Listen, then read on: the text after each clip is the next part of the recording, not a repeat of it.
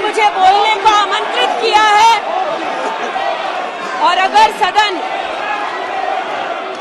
विशेषतः विपक्ष, मेरे वक्तव्य को सुनने का धैर्य रखे तो बहुत सारी चीजें उजागर हो सकती हैं। You are not India, for India is not corrupt. India believes in merit and not dynasty. And today of all the days, people like you need to remember what was told to the British: quit India. Corruption, quit India. Dynasty, quit India. Merit now finds place in India. अध्यक्ष महोदय, सबसे पहले आपकी पीठ पर, आपके आसन पर जिस प्रकार का आक्रामक बर्ताव आज देखा गया, उसका मैं खंडन करती हूं। पहली बार राष्ट्र के इतिहास में भारत मां की हत्या की बात की और कांग्रेस पार्टी यहां पर तालियां बजाती रही। जो भारत की हत्या की बात पर कांग्रेस पार्टी ने ताली पीटी आज इस सदन में, इस बात का संकेत पूरे देश को दिया कि मन में गद्दारी किसकी है। मैं आज हिंदुस्तानी होने के नाते कहती हूं, मणिपुर खंडित नहीं है, विभाजित नहीं है, मेरे देश का अंग है। मैं इनसे पूछती हूं, इन्हीं के अलायंस के एक सदस्य बैठे हैं जिन्होंने तमिलनाडु में कहा कि भारत का मतलब मात्र उत्तर भारत। अगर हिम्मत हो राहुल गांधी में तो आकर भारत के ऊपर इस प्रकार का कटाक्ष करने वाले डीएमके के अपने साथी का खंडन करके बताएं। कांग्रेस पार्टी के एक नेता ने कश्मीर में रेफरेंडम की बात की। अगर हिम्मत है गांधी खानदान में तो इस सदन में और इस देश को बताए कि कश्मीर को देश से हटाने की साजिश में कांग्रेस के उस नेता का वक्तव्य क्यों है। You are not India because you define corruption in India. You are not India because you define incompetence. You are not India. एक मिनट, माननीय सदस्य, ये तरीका ठीक नहीं है। सदन में नारेबाजी करना तरीका ठीक नहीं है। प्लीज माननीय सदस्य बैठिए, उनको अपनी बात कहने दीजिए। आपने अपनी बात कही है, यह तरीका ठीक नहीं है। नो गलत तरीका है आपका, नो गलत तरीका है आपका। स्मृति जी, पुनः कहती हूं अध्यक्ष महोदय, शायद अपने ही कोलाहल में सुन न पाए हो, मणिपुर हमारे देश का अभिन्न अंग है, खंडित न था, न है, न कभी होगा। इनके यूपीए के अलायंस के एक नेता ने तमिलनाडु में एक वक्तव्य दिया है। पुनः कहती हूं कि भारत का मतलब मात्र उत्तर भारत। मैं आज गांधी खानदान से, कांग्रेस पार्टी से पूछना चाहती हूं, क्या भारत केवल उत्तर भारत है? अगर दम है तो अपने पार्टनर को मुंह तोड़ जवाब दे, अगर हिंदुस्तान में आस्था रखते हैं। कांग्रेस के एक नेता ने, अध्यक्ष महोदय, कोर्ट में जाकर वक्तव्य दे दिया कि कश्मीर में रेफरेंडम की तलाशना चाहिए संभावना। मैं आज कांग्रेस पार्टी से पूछना चाहती हूं, क्या उनके आदेश अनुसार ये वक्तव्य कि कश्मीर का खंडन हो, भारत विभाजित हो, क्या ये कांग्रेस के नेतृत्व के आदेश के अनुसार है? अध्यक्ष महोदय, पुनः कहती हूं, हमारे राष्ट्र के संसदीय इतिहास में आज तक भारत मां की हत्या की बात करने वाले कभी भी बैठकर मेज नहीं थपथपाते, कांग्रेसियों ने बैठकर मां की हत्या के लिए मेज थपथपाई है। ये बात करते हैं इंसाफ की, ये चेहरा धूमिल है, ये चेहरा धूमिल है। मैं बताऊं किसका चेहरा है, मैं बताऊं किसका चेहरा है अध्यक्ष महोदय। ये चेहरा है गिरिजा टिक्कू का। सुन लीजिए पंडितों की दास्तान आप भी। गिरिजा टिक्कू का यह चित्र है। 90 के दशक में एक महिला यूनिवर्सिटी में अपना पेचेक लेने जाती है। सारी बातें करूंगी। अपना पेचेक लेने जाती है, बस से घर लौटने का प्रयास करती है। उसको 5 मर्द बस से खींचकर टैक्सी में ले जाते हैं, बलात्कार करते हैं और फिर आरी से उसका बदन काट देते हैं। जब गिरिजा टिक्कू के जीवन पर एक फिल्म में एक प्रति आया,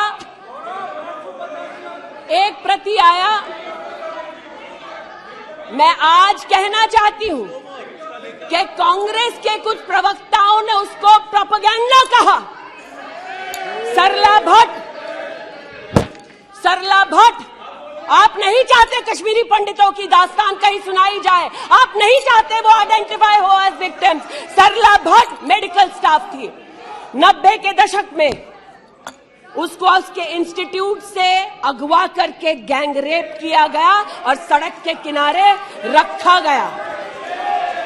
आज मैं पूछना चाहती हूं कि एक तरफ इनकी अलायंस के लोग हिंदुस्तान को विभाजित करने की बात करते हैं, ये आज अपने आप को इंसाफ के पुजारी बताते हैं, लेकिन मुझे बताइए गिरिजा टिक्कू, सरला भट्ट को कब इंसाफ मिलेगा?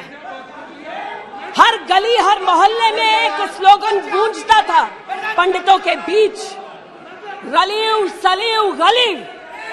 पुनः कहती हूं, रलियू सलियू गलिव। आप चिल्लाना बंद करें, समझे पहले। रलियू सलियू गलिव। या तो अपना धर्म बदलो या कश्मीर छोड़ो या यहीं मरो। उनकी आवाज भारत की आवाज नहीं है। उनकी आवाज को आपने कभी नहीं सुना। मैं आज कहती हूं, इन्होंने कहा अश्रु बहाए, भ्रमण किया 84 के दौरान में। मुझ जैसे कई लोग देश की राजधानी में थे और किसी का वक्तव्य ना सुने अध्यक्ष जी। एक पत्रकार है प्रणय गुप्ता, उन्होंने लिखा कि सिख बच्चों को कैस्ट्रेट करके उनके अंगों को उनकी मां के मुंह में ठूसा गया। आज बोलती हूं, त्रिलोकपुरी में 30 औरतों को इकट्ठा करके चीला गांव में ले जाकर उनका बलात्कार किया। सुल्तानपुरी में एक महिला ने एफिडेविट दी है, मेरे हस्बैंड को मार दिया, बेटी को शादी से एक रात पहले उठाकर ले गए और उसका बलात्कार किया।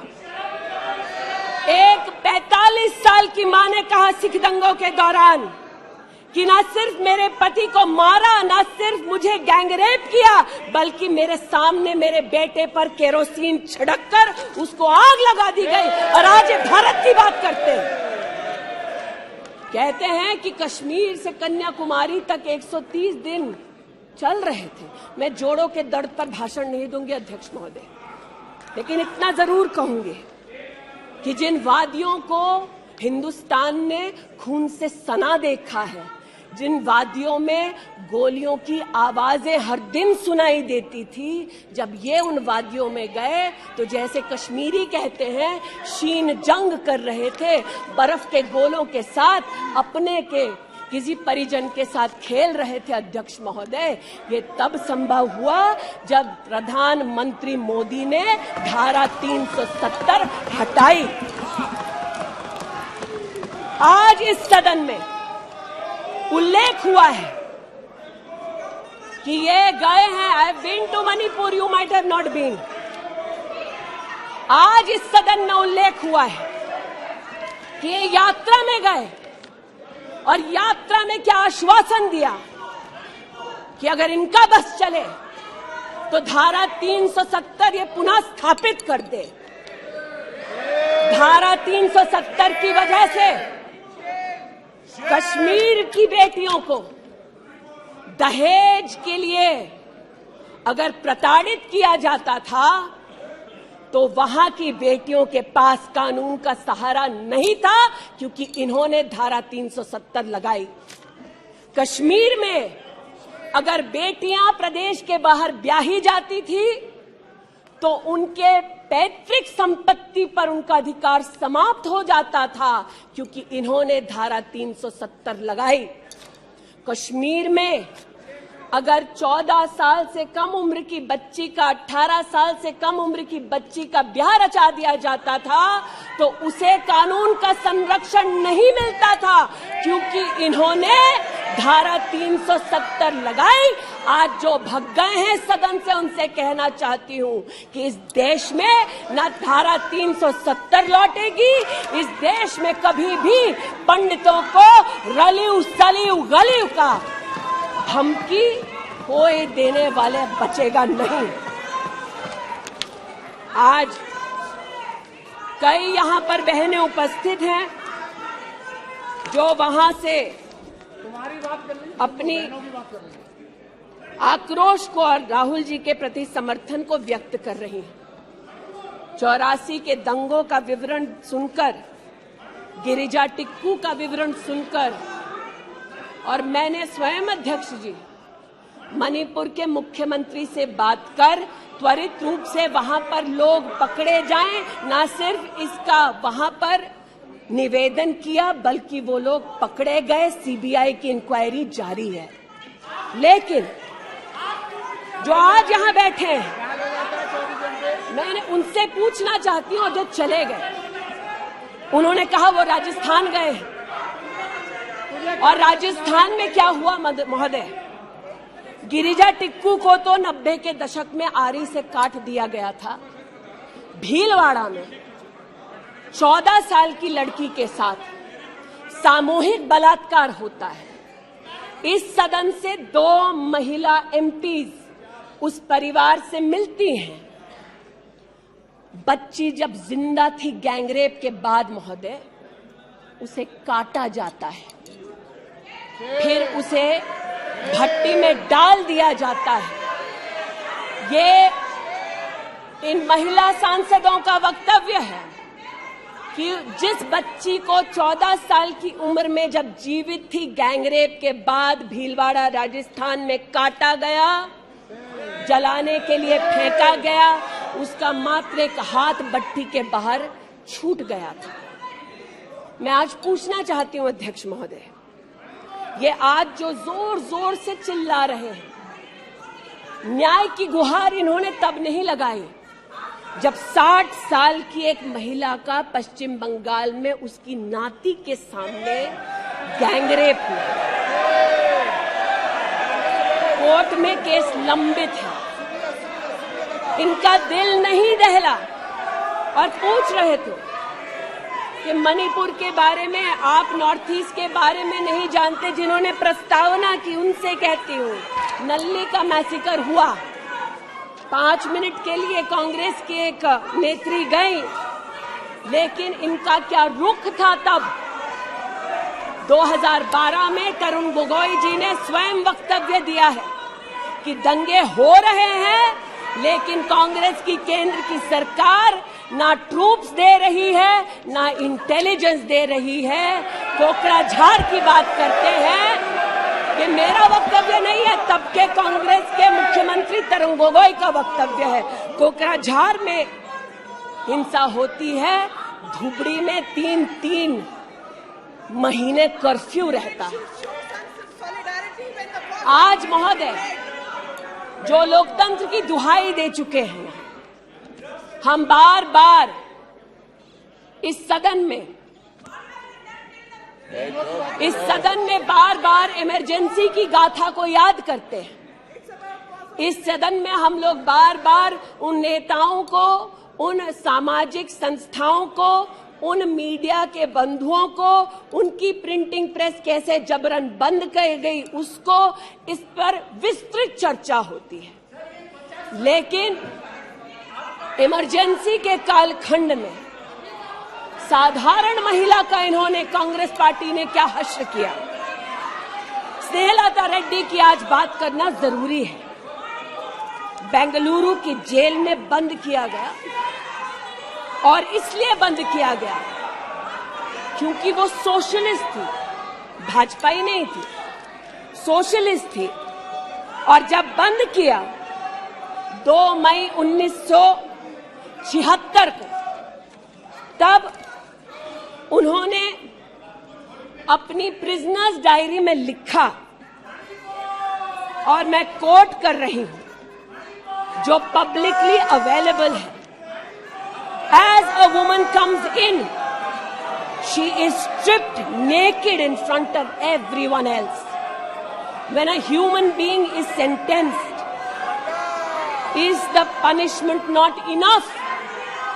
Must the human body be degraded and humiliated? ये स्नेहलता रेड्डी के शब्द हैं, जो उन्होंने इमरजेंसी के कालखंड में जेल में लिखे, अपनी अचीवमेंट्स को बताते हुए। जून 6, 1974 में स्नेहलता रेड्डी लिखती है that at least I have achieved something here. I have stopped the horrible beatings the women prisoners used to get. ये कांग्रेस का इतिहास है और ये भारत की बात करते हैं। अस्थमा की पेशेंट थी ये महिला, जेपी जी को तो डायलिसिस ना करने दिया, अस्थमा की इस पेशेंट को दवा नहीं लेने दी। वो 2 बार एस्थमेटिक कोमा में गई और एस्थमेटिक कोमा में जाते जाते जब उनकी हालत बिगड़ी तो पैरोल पर उनको 15 जनवरी 77 में छोड़ा। चार्जशीट में इस औरत का नाम नहीं था और 5 दिन बाद उनका देहांत हो गया। इनका इतिहास खून से सना है और जिनकी हत्या हुई आज वो इनको कटघरे में नहीं ला सकते, इसलिए आज इस सदन में मैं उनका नाम ले रही हूं, उनके बारे में बोल रही हूं। चाहते हैं कि मणिपुर पे चर्चा हो, मणिपुर पे चर्चा करने के लिए बार बार पार्लियामेंट्री अफेयर्स मंत्री ने गुहार लगाई, बार बार देश के गृह मंत्री ने कहा, हमारे श्रद्धेय राजनाथ जी ने भी कहा कि आप मणिपुर पे सदन पर चर्चा कीजिए, हम चर्चा के लिए तैयार हैं, भागे ये, हम नहीं, भागे ये और हम नहीं। और भागने के पीछे कारण क्या? क्योंकि गृह मंत्री जब बोलने लगेंगे, परतें जब खुलने लगेंगी, तब ये मौन साध लेंगे। मौन मुद्रा का उल्लेख हुआ था, मौन थे ये लोग कई चीजों पर और आज भी हैं। अध्यक्ष महोदय, मेरे हाथ में केपीएमजी की एक रिपोर्ट है जो इनके कार्यकाल से संबंधित है, जो कहता है कि करप्शन की वजह से यूपीए की कार्यकाल में हमारे देश की जीडीपी की ग्रोथ को 9% का नेगेटिव इम्पैक्ट होगा। ये अंतर्राष्ट्रीय एजेंसीज बोल रही थी, लेकिन ये चुप थे, आज भी चुप हैं। जो लोग जीरो लॉस थियरी सिखाते थे, आज उसी कांग्रेस के एक नेता को कोयला घोटाले के लिए सजा हुई है और वो चुप है। लेकिन चुप और बहुत सारी चीजों में रहे महोदय। 2005-06 में यूपीए की सरकार को यह ज्ञात हो गया था कि खुले में शौच करने की वजह से महिलाओं का बलात्कार हो रहा है। 2005-06 में इनको पता था, ये सरकारी सर्वे में ज्ञात हुआ है, लेकिन ये चुप थे। 2010 में वर्ल्ड बैंक की रिपोर्ट ने कहा, इनकी तब सरकार थी, कि स्वच्छता न होने की वजह से देश की जीडीपी पर 6.4 का नेगेटिव इंपैक्ट है। ये चुप रहे। महिला का बलात्कार खुले में शौच में हो रहा था, इनको पता था, ये चुप रहे। 2014 तक देश में केवल 39% आबादी को इन्होंने टॉयलेट की व्यवस्था सुनिश्चित करके दी। 2019 तक 100% कवरेज हुआ। 110 मिलियन टॉयलेट। ये हंसते हैं इस पे अध्यक्ष जी। शायद इनको पता नहीं है कि एक महिला के लिए दिन की शुरुआत में शौच के लिए बाहर जाना या सूर्यास्त का इंतजार करना, शौच के लिए बाहर जाना और वहां उसका शारीरिक शोषण होना, बलात्कार होना, ये कितनी बड़ी सामाजिक और क्रिमिनल चुनौती है, इस बात से इनको कोई सरोकार नहीं, इसलिए उपहास का विषय बनाते हैं। आज मुझे ये कहते हुए शर्मिंदगी है कि मैं यहां पर कह रही हूं कि खुले में शौच करने वक्त औरत का बलात्कार होता है, ये उपहास उड़ा रहे हैं और महिला उपहास उड़ा रही है। शायद यही लक्षण है कांग्रेस नीत अलायंस के कि औरत का बलात्कार हो तो ये हंसे, भारत मां की हत्या की बात हो तो ये यहां पर तालियां पीटे। ये कांग्रेस का लक्षण है।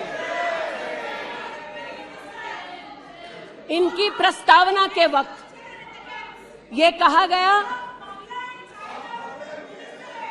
कि हम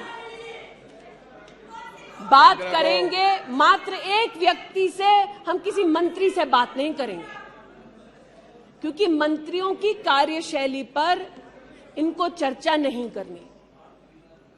और शायद सच भी है, इनका अपना अनुभव है कि इनके यहां पावर का केंद्र बिंदु एक था।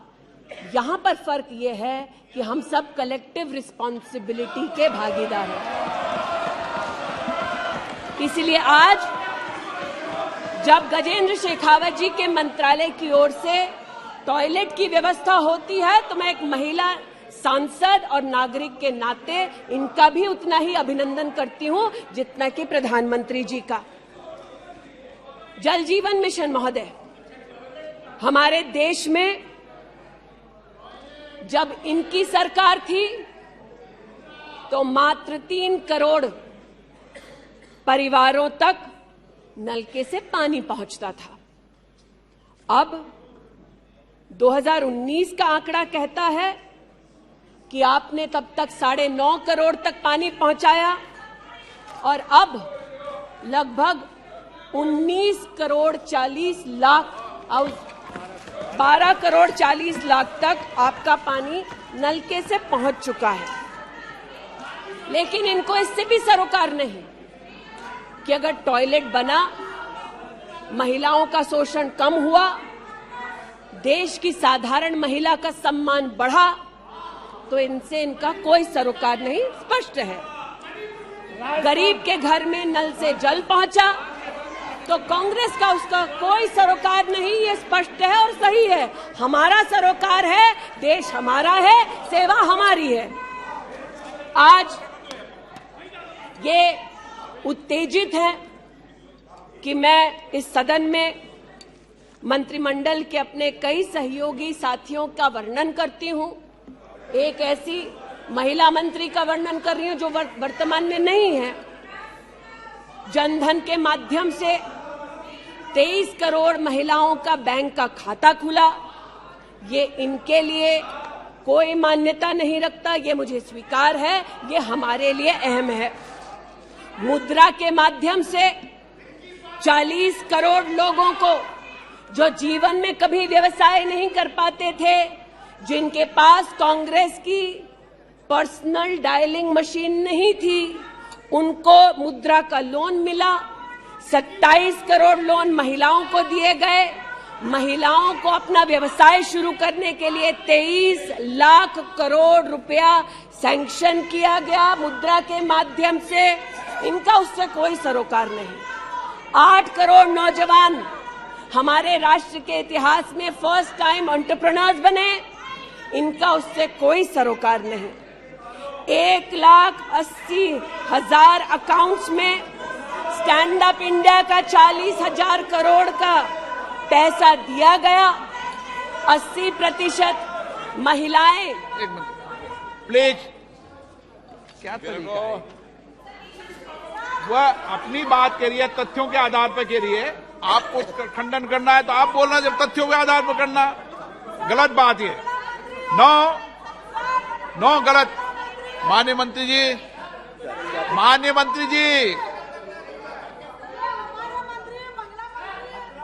आपकी अनुमति से सर मैं पुनः बोलूं तो जैसा कि मैंने कहा, महिला का अगर आर्थिक सामाजिक उत्थान होता है तो इससे इनको कोई सरोकार नहीं। सेल्फ हेल्प ग्रुप की बात करते हैं। जब इनकी सरकार थी तब मात्र 19 लाख सेल्फ हेल्प ग्रुप्स को इन्होंने 80,000 करोड़ का लोन दिया।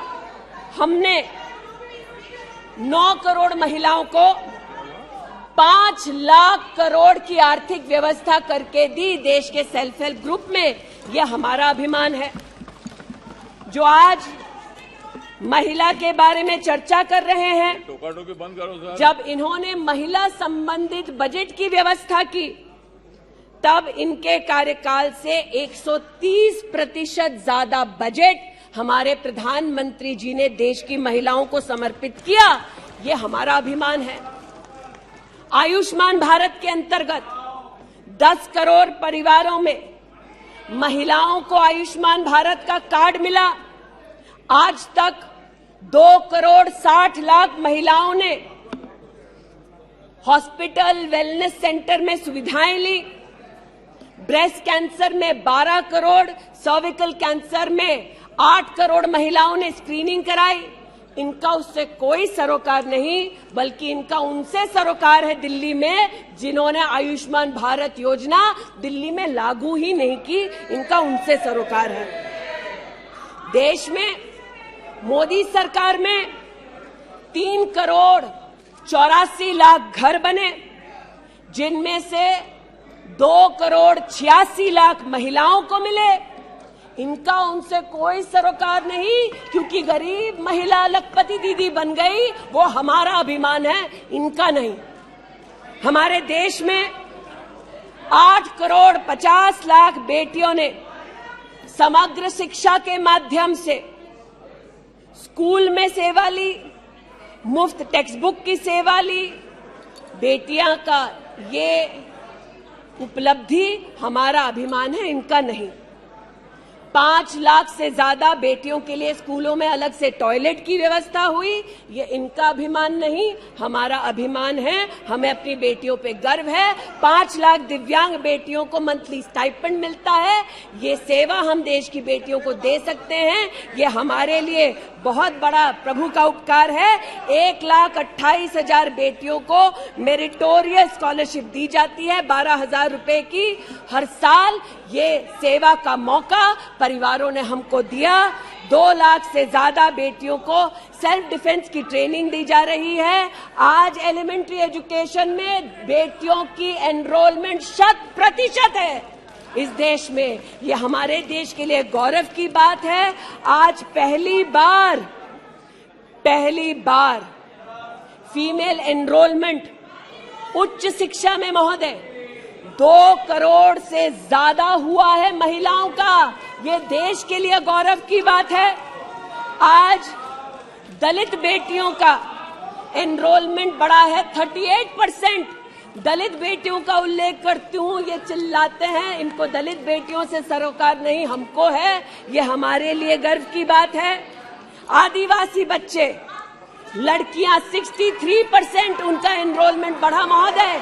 आदिवासी बच्चों के साथ इनका कोई सरोकार नहीं। आदिवासी बेटियों ने हमारे प्रधानमंत्री को सेवा का मौका दिया। ये हमारे लिए प्रभु की असीम कृपा है। नॉर्थ ईस्ट की बात करते हैं तो महिला ने नॉर्थ ईस्ट में 34% की इंक्रीज हुई है इनरोलमेंट में। नॉर्थ ईस्ट के मेरे सभी साथियों को, चाहे वो सदन में कहीं भी बैठे हों, महिलाओं की दृष्टि से मैं अभिनंदन देती हूं। आज हमारे देश में महिला जो पीएचडी करती है 99.2% की वृद्धि हुई है एनरोलमेंट में पीएचडी करने वाली महिलाओं में। ये हमारे लिए हिंदुस्तानी होने के नाते गौरव की बात है। आज जो महिला शैक्षिक संस्थानों में सेवा दे रही, यूनिवर्सिटीज में, इंस्टीट्यूशंस में, कॉलेजेस में 66%, 66% उनकी वृद्धि हुई है। आप हो करते जाएं, हम तो उनके लिए बल्ले बल्ले ही करेंगे। आज मुझे ये कहते हुए खुशी है कि हमारे लेबर मिनिस्ट्री ने कहा है कि ईपीएफ में 28,70,000 महिलाओं ने अब अपने आप को सब्सक्राइबर बनाया है। आज 2017 से लेकर 22 तक लगभग 1400 महिला साइंटिस्ट को भारत सरकार की विविध स्कीम्स के अंतर्गत सहयोग मिला है। आज महिलाओं को मैटरनिटी लीव में 26 हफ्ते की पेड मैटरनिटी लीव मोदी सरकार ने सुनिश्चित की है। आज महिलाओं ने 3 करोड़ बेटियों ने, महिलाओं ने प्रधानमंत्री मातृवंदना योजना के अंतर्गत 13,700 करोड़ रुपया अपने बैंक के खाते में पाया है। इस सेवा के लिए प्रधानमंत्री जी को आभार और बेटियों का अभिनंदन। आज हमारे देश की बेटियां सैनिक स्कूल में पढ़ सकती है। इस ऐतिहासिक निर्णय के लिए रक्षा मंत्री जी, प्रधानमंत्री जी को आभार। आज हमारी देश की बेटियां आर्म्ड फोर्सेस में परमानेंट कमीशन पा चुकी हैं। हमारे देश का गौरव बढ़ाने के लिए ऐसी बेटियों का आभार। आज जो महिला और महिला हक के लिए यहां बोल रहे हैं,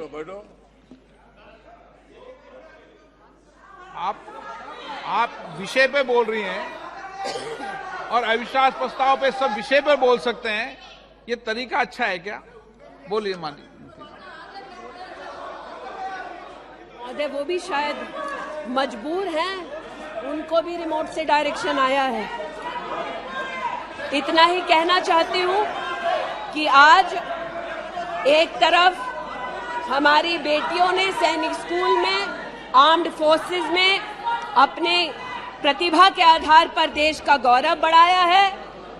दूसरी ओर बिना किसी पुरुष सहयोगी के हिंदुस्तान के इतिहास में पहली बार 4,313 मुस्लिम बहनें अकेली हज के लिए गईं और सुरक्षित हिंदुस्तान लौटी। जो महिला हक की बात करते हैं महोदय, उनसे कहना चाहती हूं, महिला हक को संरक्षित करने के लिए जब हमारी सरकार ट्रिपल तलाक के कलंक को मिटाना चाहती थी, तब महिला के हक में नहीं बल्कि वोट बैंक के लालच में इन्होंने सदन की कार्रवाई को त्याग दिया था। आज जब ये महिला सुरक्षा की बात करते हैं महोदय, तो ये कहना उचित होगा कि एक तरफ निर्भया फंड की रचना की घोषणा करते हैं 13 में, एक काम निर्भया फंड में नहीं करते, लेकिन जो निर्भया के बलात्कारी हैं उनको कांग्रेस नित अलायंस के लोग बलात्कारी के हाथ में 10,000 रुपए और एक सिलाई की मशीन देते हैं। आज हमें इस बात का गौरव है कि देश में 42 प्रोजेक्ट्स 5,000 करोड़ की लगभग लागत से भारत सरकार के सौजन्य से बन रहे हैं। जो महिला सुरक्षा के लिए ये न कर पाए, वो आज प्रधानमंत्री मोदी कर रहे हैं। आज integrated emergency response management system के अंतर्गत देश के 983 रेलवे स्टेशन पर महिला पैसेंजर्स के लिए 2400 घंटे सुरक्षा का प्रावधान किया गया। आज कोंकण में वीडियो सर्वेलेंस सिस्टम की विशेष व्यवस्था महिला संरक्षण और महिला सुरक्षा के लिए की गई। आज चूंकि रेल मंत्री बैठे हैं, आर्टिफिशियल इंटेलिजेंस के आधार पर facial recognition system, integrated surveillance system, ये सब भारत सरकार के सौजन्य से महिला सुरक्षा के लिए प्रधानमंत्री मोदी ने सुनिश्चित की। एक बात पर मैं आपत्ति अभी दर्ज करती हूं अध्यक्ष जी, कि जिनको आज मुझसे पहले वक्तव्य देने का अधिकार दिया गया, उन्होंने जाते जाते एक अभद्र यहां पर लक्षण के दर्शन दिए। It is only a misogynistic man who can give a flying kiss to a parliament which seats female members of parliament. ऐसी गरिमा विहीन आचरण को इस देश के सदन में कभी नहीं देखा गया। ये उस खानदान के लक्षण हैं, ये आज सदन में देश को पता चले। लेकिन कहां गए हैं, वहां पर क्या हालात हैं अध्यक्ष महोदय? गोद भराई के नाम पर राजस्थान में भास्कर ने लिखा है कि राजस्थान की कांग्रेस की सरकार जेब भराई कर रही है। 13 से 20 महीने का घरबाशय दिखाया जा रहा है राजस्थान में और भारत की तिजोरी से पैसा लूटा जा रहा है। इनका सरोकार महिला उत्थान से नहीं, ये महिला के बारे में क्या सोचते हैं, इनकी क्या हरकतें हैं, इनके नेता ने जाते जाते यहां पर उसको प्रसारित कर दिया है। लेकिन इन्हें सरोकार इनके नेता को किससे है? चीन से है। तो चूंकि सब चीन में इतनी रुचि लेते हैं कांग्रेस पार्टी के नेता, इसलिए आज एक सुखद समाचार भी सुनाती हूं। चीन में 31st यूनिवर्सिटी गेम्स हुआ। 1959 से लेकर आज तक भारत को मात्र 18 पदक मिले। इस बार 26 मेडल का रिकॉर्ड हिंदुस्तान के बच्चों ने स्थापित किया। भारत मां के टुकड़े के लिए तालियां बजाते थे, भारत मां के बच्चों के लिए तो बजा दो। 11 गोल्ड, 5 सिल्वर, 10 ब्रॉन्ज। आज देश के यूनिवर्सिटी के छात्र देखें कि 31st यूनिवर्सिटी गेम में भारत का नाम रोशन करने वाले छात्रों के लिए मैं गुहार लगा रही हूं कि कांग्रेस पार्टी यहां अभिनंदन कर दे, लेकिन वो अभिनंदन से भारत के बच्चों को वंचित रखते हैं।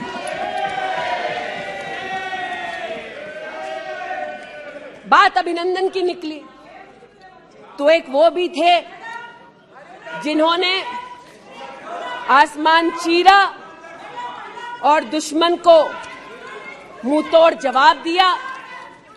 आज जो व्यक्ति यहां पर भारत की आवाज का उल्लेख कर रहे थे, उन्होंने भारत की आवाज में आवाज मिलाकर तब नहीं बोला जब आतंकी हमला करते हैं। उन्होंने भारत के आवाज से अपनी आवाज को भिन्न करते हुए इस सदन में भारत के रक्षा बलों से प्रमाण मांगा इस सदन में। लेकिन प्रमाण क्यों मांगा? क्योंकि कुछ लोगों ने कहा होगा। और प्रमाण मांगने का क्या सलीका है, ये मीडिया के मित्रों के माध्यम से आया है ध्यान में देश के। न्यूज क्लिक की आज बात करना थोड़ा मैं जरूरी समझती हूं। न्यूज क्लिक, नेवल सिंघम कुछ पत्रकारों को हिंदुस्तान में लिखते हैं कि किस प्रकार से हिंदुस्तान के खिलाफ न्यूज सर्कुलेट होनी चाहिए। कैसे चाइना के समर्थन में अलग अलग आर्टिकल लिखने चाहिए और इसे एक बार छपवा दो तो ट्राई कॉन्टिनेंटल पब्लिकेशन इसको इकट्ठा करके फिर काम आगे बढ़ाएगा। मेरे एक पार्लियामेंट्री सहयोगी निशिकांत जी ने इस पर जब विषय उठाया तो मैं स्तब्ध हूं कि कांग्रेस पार्टी ने डिमांड नहीं की कि अगर कोई बाहरी ताकत का पैसा लेकर हिंदुस्तान में व्यवस्थाओं को भंग करना चाहता है, हिंदुस्तान को कलंकित करना चाहता है तो उस पर कार्रवाई करो। ऐसा कांग्रेस का पक्ष नहीं था। कांग्रेस ने पक्ष ये लिया कि जो निशिकांत दुबे के मुंह से शब्द निकले हैं उनको एक्सपंज कर दीजिए।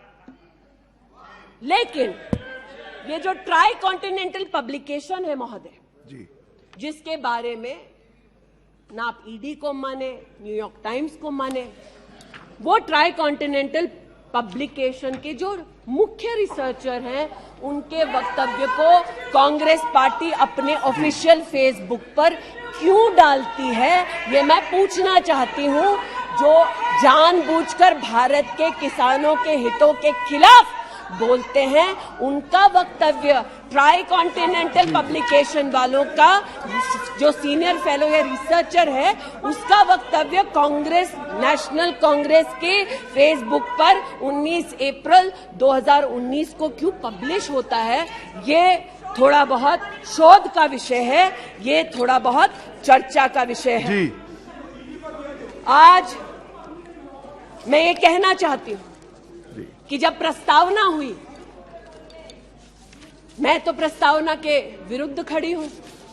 मैं नरेंद्र मोदी जी के नेतृत्व पर राष्ट्र के सभी नागरिकों के साथ पुनः विश्वास दर्शाते हुए अपना वक्तव्य देती हूं।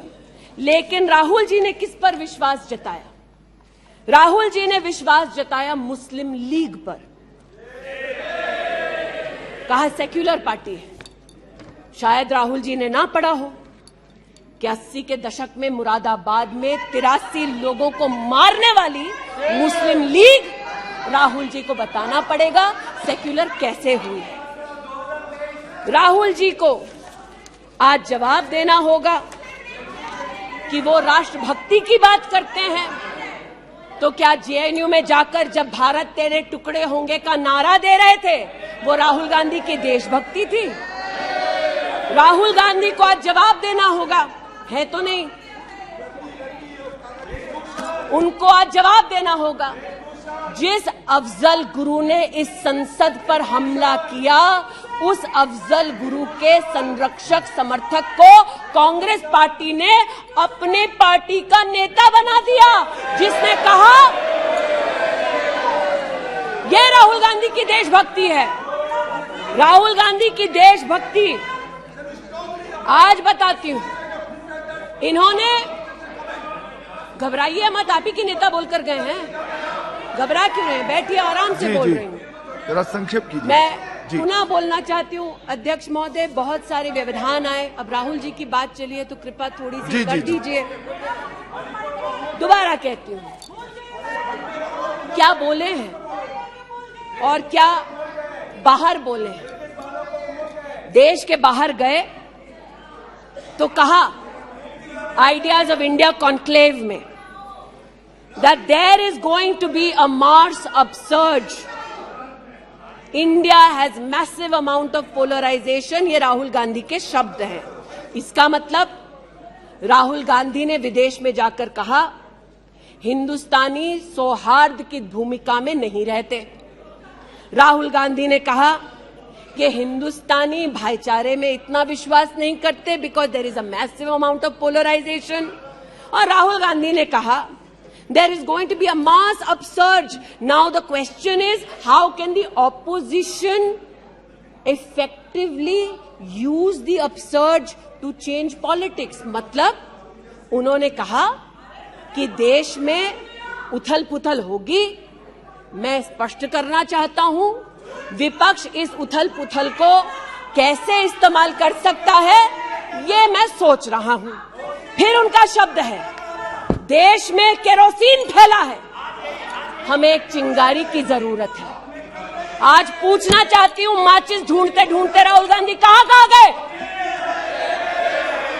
अमेरिका गए तंजीम अंसारी के साथ, जो पाकिस्तानी इमाम जावेद अहमद के साथ ताल्लुक रखते हैं, अमेरिका में अपने कार्यक्रमों को उनके साथ करवाया। राहुल गांधी, मिन्हाज खान, जो हिंदुस्तान के खिलाफ आवाज बुलंद करते हैं, उनके साथ उन्होंने मीटिंग की। आज जो लोग इस देश में एस्पियोनाज के लिए पकड़े जाते हैं, उनका राहुल गांधी ने जाकर विदेश में समर्थन किया। वे तब से अडानी अडानी कर रहे हैं, तो अब थोड़ा मैं भी बोल दूं। फोटो मेरे पास भी है। इतना ही खराब है तो जीजा जी उसके साथ क्या कर रहे हैं? तो निशिकांत जी सही कहा, किसी को सेट करो, किसी को भेंट करो। पूछना चाहती हूं, 1993 में मुंद्रा पोर्ट में कांग्रेस की सरकार ने अडानी को जगह दी। तब प्रधानमंत्री कौन थे? कांग्रेस के थे। वित्त मंत्री कौन थे? मनमोहन सिंह थे। अडानी बोल रही हूं। यूपीए के कार्यकाल में अडानी को इन्होंने 72,000 करोड़ का लोन दे दिया। क्यों दिया? राजस्थान में 60,000 करोड़ से ज्यादा का समझौता कर लिया गहलोत जी के साथ। 20,000 एकड़ जमीन ले ली। क्यों किया? केरल में कांग्रेस की यूडीएफ सरकार के साथ पोर्ट का काम क्यों दिया? महाराष्ट्र में जब कांग्रेस के पास सत्ता थी, तो फिर कांग्रेस ने अडानी को पोर्ट का काम क्यों दिया? बंगाल में हल्दिया पोर्ट का काम अडानी को क्यों दिया? छत्तीसगढ़ में कांग्रेस पार्टी ने अडानी को काम आदिवासियों ने मना किया, फिर भी क्यों दिया? अब इसमें बेटा कितना सेट होगा, दामाद को कितना भेंट होगा, हम क्या जाने। लेकिन आज अरे दामाद का मामला है, बैठ जा भाई। दामाद आपका नहीं है, जिनका है वो नहीं चिल्ला रहे, आप क्यों चिल्ला रहे? बैठ जाइए भाई। जिसका है दामाद वो नहीं चिल्ला रहे, आप क्यों चिल्ला रहे? बैठिए। अरे बैठ जाइए, बैठ जाइए, बैठ जाइए, बैठ जाइए, बैठ जाइए। कोयले घोटाले में पकड़े गए, 2G में भी पकड़े जाएंगे। बैठ जाइए प्लीज। आप बताइए, इस पूरी बला की जड़ महोदय, पूरी बला की जड़ परिवारवाद में, और परिवारवाद की राजनीति की जड़ कांग्रेस पार्टी में है। इनके अलायंस के लोग चारा खाते हैं, ये उनके घर मटन खाने चले जाते हैं। इनके अलायंस के लोग रेल की नौकरी के लिए गरीब की जमीन खाते हैं, जाके वो उन्हीं लोगों को गले लगाते हैं। और इनके सब के पीछे एक ही मजबूरी है, जो बड़ी विनम्रता से अजीत ने भी स्वीकारी कि मजबूरी हमारी कि तीसरी बार जनता कह रही है, फिर एक बार मोदी की बारी।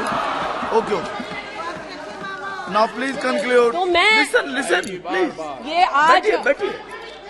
यहाँ पर उल्लेख कर रहे थे किसान की। आप भी बैठिए, आप किस लिए खड़े? ये बात आज कर रहे थे किसान की, तो किसान का क्या हश्र करते हैं वो मैं बताना चाहती हूँ। अध्यक्ष महोदय थोड़ी सी मुझे मोहल्लत दे दें। ये मैं कहना चाहती हूँ उस क्षेत्र की बात, जिसकी मैं प्रतिनिधि हूँ, जहाँ पर बैठिए प्लीज, बैठिए दलित प्लीज मांग कर रहे थे विद्यालय की। 1982 में किसानों ने 4 बीघा 2 बिस्वा जमीन इंटर कॉलेज के लिए दी, और अमेठी में धोखे से किसानों की ये जमीन हड़पने वाले फाउंडेशन का नाम गांधी खानदान है। 2016 में राहुल जी दौरे में गए तिलोई, वहाँ पर लोगों ने कहा 200 छात्रों ने सुनिए कि जमीन वापस दे दो, हमारे लिए कॉलेज की व्यवस्था करो। इन्होंने अपने अलायंस पार्टनर के साथ उन छात्रों को जेल भगा दिया। 17 में जेल भगाया। सेठा गौरीगंज में प्रमाण है, आ जाओ गौरीगंज, दूध का दूध, पानी का पानी, यही कर दूंगी। गौरीगंज सेठा रोड पर जमीन हब्जाली, भूसियावा मार्ग पर, नरसिंह भानपुर पर मुंशीगंज में जमीन हत्या ली। ये उनका संस्कार है। जमीन कौन कौन हड़पता है, ये कांग्रेस की गाथा स्पष्ट है। जहां ये हैं वहां पर आज मैं अभिनंदन देती हूं रेल मंत्री का कि रेल कोच फैक्ट्री रायबरेली में भी 10,000 कोचेस तब बनी जब नरेंद्र मोदी देश के प्रधानमंत्री बने। पीड़ा हो रही है जी। मैं बस इतना बताना चाहती हूँ कि आज जो किसानों का दम भरते हैं, बालियान साहब शायद यहाँ नहीं है, मैं अमेठी के किसानों की ओर से विशेष बालियान साहब आपको नतमस्तक होकर आभार व्यक्त करती हूँ। राष्ट्र के इतिहास में पहली बार अमेठी में खाद की रैक उतरी जब मोदी आए। इन्होंने न खाद दी, गौरीगंज में किसानों पर लाठीचार्ज करते थे, राजनाथ जी इसके साक्षी हैं। इन्होंने 80% लोगों के पास अमेठी में, जहां 5 दशक इन्होंने राज किया, 80% लोगों को शौचालय नहीं दिया, 60% लोगों के घर में बिजली नहीं दी। और ये आज लोकतंत्र की बात करते हैं, अपनी प्रतिभा की बात करते हैं। आज मैं आभार व्यक्त करती हूँ। अमेठी का पहला सैनिक स्कूल मोदी जी ने दिया, 7.5 लाख लोगों को मुफ्त अनाज मोदी जी दे रहे हैं। अमेठी का आज पहला मेडिकल कॉलेज, जिसके नाम से इस खानदान ने जमीन हड़प ली थी, वो नरेंद्र मोदी ने दिलवाई। आज मैं इतना कहना चाहती हूँ अध्यक्ष महोदय, जो अभी है नहीं, जो 50 साल की उम्र के बाद देश देखने निकले थे, वो देश के किस कोने में वर्तमान में है मैं नहीं जानती, लेकिन इतना एक मिनट। और देखिए, आपने एक फिलोसोफर का मंत्रिमंडल में अविश्वास प्रस्ताव लाया है। मंत्रिमंडल उस संबंध में बोलेगा, उनको बोलने का अधिकार है। प्लीज आप बैठ जाइए।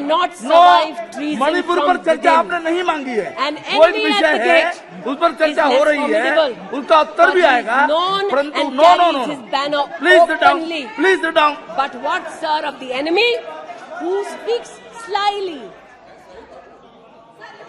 What of that enemy?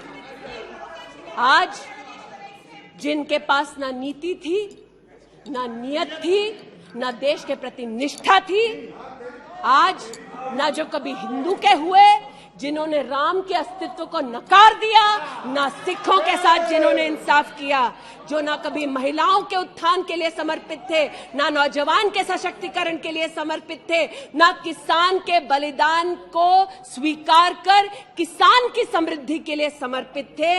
आज उनसे कहना चाहती हूं कि जो समर्पित है, जो सबके विश्वास के साथ सबका विकास कर रहा है, उस पर देश को पुनः विश्वास दिखाएंगे। 24 में पुनः मोदी सरकार बनाएंगे। इस अविश्वास प्रस्ताव का मैं निषेध करती हूं और भारत मां का जयकारा लगाते हुए जो भारत मां की हत्या की बात कर रहे थे महोदय, उनसे कहना चाहती हूं, अंग्रेज आए चले गए, मुगलिया सल्तनत आई खत्म हो गई, हिंदुस्तान आज भी है और आगे भी रहेगा। और हिंदुस्तान इस देश की तिजोरी की चाबी वापस उनकी माताजी के हाथ में नहीं देगा।